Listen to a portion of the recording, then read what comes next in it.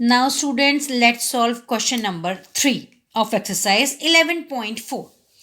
Question number 3 is a picture is painted on a cardboard 8 centimeter long and 5 centimeter wide, such that there is a margin of 1.5 centimeter along each of its side.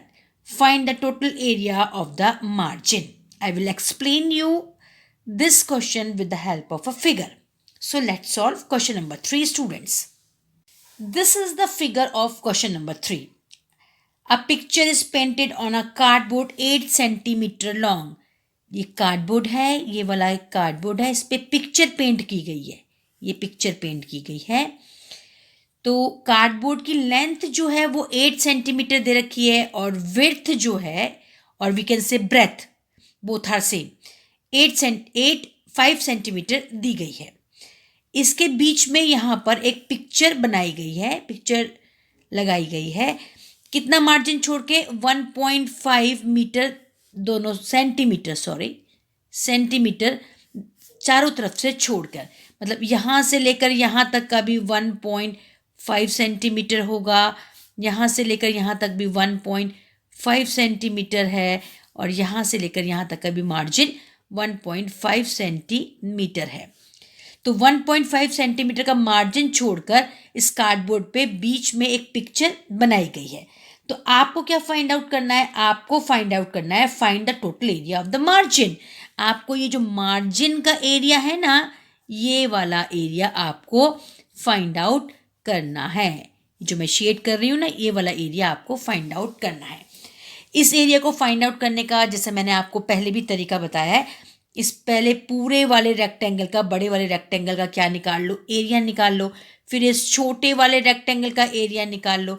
फिर बड़े वाले rectangle में से छोटे को minus कर दोगे तो आपको ये शेडेड पार्ट का जो एरिया है वो आ जाएगा. So let's find out the area of the cardboard.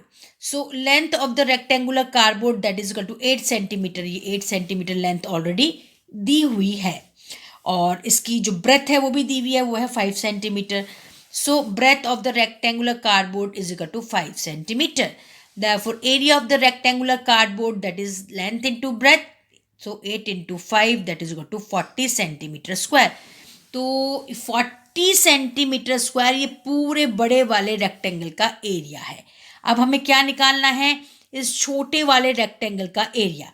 वो कैसे निकलेगा? पहले लेंथ कितनी होगी? इसकी लेंथ होगी, ये पूरी यहाँ से लेकर यहाँ तक 8 है, यहाँ से लेकर यहाँ तक 1.5 है, यहाँ से लेकर यहाँ तक भी 1.5 है.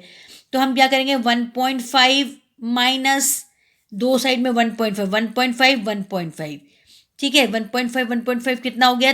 3. तो हम लोग क्या करेंगे? 8 में से 1.5 यहाँ से माइनस कर देंगे, 1.5 यहाँ से माइनस कर देंगे, तो हमारे को यहाँ बीच का इतने यहाँ से लेकर यहाँ तक का लेंथ आ जाएगा.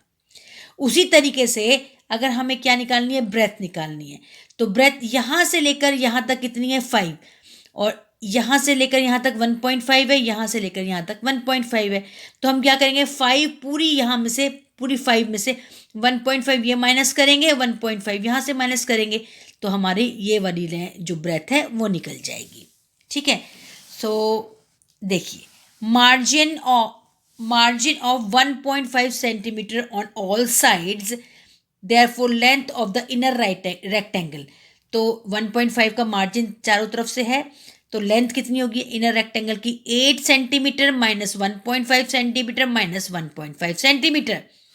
तो कितना आ जाएगा आपका? 5 सेंटीमीटर. आसान तरीका इसका है 1.5 को प्लस करो तो कितना आ जाएगा? 3 आ जाएगा. 1.5 प्लस 1.5 3. 8 में से 3 माइनस करोगे तो आपका आंसर आएगा 5 सेंटीमीटर. और ब्रेथ ऑफ इनर रेक्टेंगल कितनी होगी? 5 centimetre minus 1.5 centimetre minus 1.5 centimetre, that comes to be 2 centimetre. इसका मतलब ये हुआ कि यहाँ से लेकर यहाँ तक का 2 सेंटीमीटर है ब्रेथ, और यहाँ से लेकर यहाँ तक की जो है वो लेंथ है वो है 5 सेंटीमीटर. तो एरिया फाइंड करते हैं हम लोग. So area of inner rectangle that is equal to 5 into 2, that comes to be 10 centimeter square. 5 to the 10. अब एरिया ऑफ मार्जिन क्या होगा बच्चों? एरिया ऑफ मार्जिन मैंने अभी बताया कि बड़े वाले रेक्टेंगल में से छोटे वाले रेक्टेंगल को माइनस कर दो. So area of outer rectangle minus area of inner rectangle. Outer rectangle अभी हमने क्या निकाला था? 40 और इनर था हमारा 10. तो हमारा अभी 10 निकाला था ना ये वाला. तो 40 minus 10 that is equal to 30 centimetre square. So area जो है मार्जिन का एरिया है वो हमारा कितना निकला? 30 centimetre square. Now let's solve fourth question, students. A veranda of width 2.25 meter is constructed all along outside a room which is 5.5 meter long and 4 meter wide. Find first one is area of the veranda and second one is the cost of cementing the floor of the veranda at the rate of rupees 200 per meter square.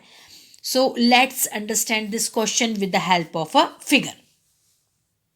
So this is the figure of question number 4 students. इसमें क्या show कर रखा है? एक वरांडा जिसकी width 2.25 metre है, एक room के चारों तरफ. ये रूम है, ये वाला जो है आपका रूम है. रूम की लेंथ दे रखी है 5.5 मीटर और ब्रेथ दे रखी है 4 मीटर. इसके चारों तरफ वरांडा बना रखा है और वरांडे की जो ब्रेथ है वो दे रखी है या ऑलरेडी कह सकते हैं विड्थ दे रखी है 2.25 मीटर चारों तरफ से, यहाँ से भी, यहाँ से भी, यहाँ से भी और यहाँ से भी. तो आपको क्या फाइंड करना है? आपको ये जो वरांडे का एरिया है ये फाइंड करना है.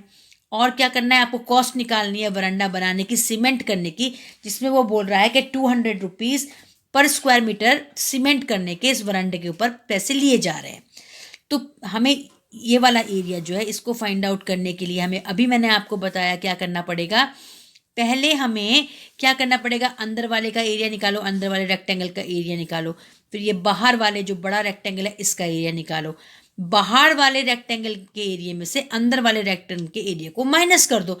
तो हमारा ये पाथ वाला जो एरिया है, ये वाला वरांडा वाला जो एरिया है वो आ जाएगा. फिर कॉस्ट हम उसके बाद में निकाल लेंगे. तो length of the room is 5.5 metre. देखिए लेंथ ऑफ द रूम, ये रूम है तो लेंथ कितनी दे रखी है? 5.5 मीटर दे रखी है और ब्रेथ कितनी दे रखी है? 4 metre. So breadth of the room is equal to 4 metre. Therefore area of the room is equal to length into breadth. So 5.5 into 4 that comes to be 22 metre square. तो इस वाले की इस छोटे वाले रेक्टेंगल की जो एरिया है वो कितना निकला? 22 मीटर स्क्वायर. अब हमें क्या फाइंड करनी है? लेंथ ऑफ द वरांडा. इस यहाँ से लेकर यहाँ तक की लेंथ फाइंड करनी है. तो कितनी होगी? देखो 2.25 यहाँ से लेकर यहाँ तक है. ये देखिए 2.25 यहाँ से लेकर यहाँ तक है, 5.5 यहाँ से लेकर यहाँ तक है, फिर अगेन 2.25 यहाँ से लेकर यहाँ तक है. तो इन तीनों को प्लस कर देंगे तो हमारी क्या निकल जाएगी? लेंथ ऑफ द वरांडा निकल जाएगी. और ब्रेथ निकालनी है तो यहाँ से लेकर यहाँ तक का है 2.25 मीटर, यहाँ से यहाँ तक है 4 मीटर, अगेन यहाँ से लेकर यहाँ तक कितना है? 2.25 मीटर है. इन तीनों को प्लस कर देंगे तो हमारी क्या निकल जाएंगी? वरांडा का हमारे को ब्रेथ निकल जाएगी. ठीक है. तो length of the veranda is equal to 5.5 plus 2.25 plus 2.25. इन तीनों को प्लस करेंगे तो हमारा आ जाएगा 10 मीटर. तो लेंथ कितनी हो गई? यहाँ ये लेंथ हो गई 10, यहाँ से लेकर यहाँ तक होगी 10 मीटर. ठीक है. अब ब्रेथ ऑफ द वरांडा निकालते हैं. Breadth of the veranda that is equal to 4 plus 2.25 plus 2.25 that comes to be 8.5 metre square. Metre, not metre square, it is metre.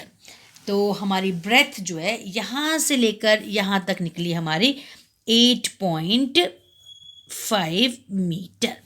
अब एरिया तो इजी है निकालना. एरिया कैसे निकलता है? एरिया निकालने का इजी तरीका है length into breadth. So therefore area of outer rectangle that is equal to 10 into 8.5 that comes to be 85 meter square.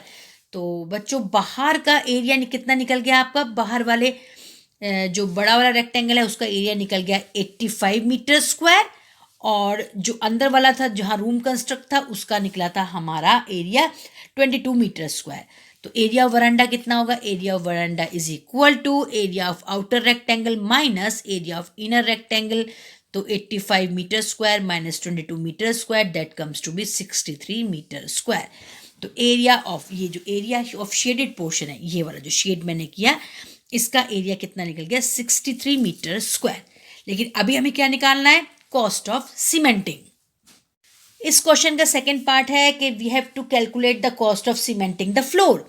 So cost of cementing the floor 1 metre square के कितने पैसे लिए जा रहे हैं, ₹200.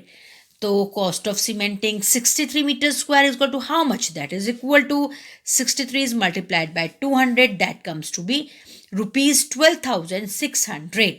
So we can say that cost of cementing the veranda is ₹12,600. So that's all for today's video, students. We will meet again tomorrow with the remaining question of this exercise. Up till then, thank you and goodbye.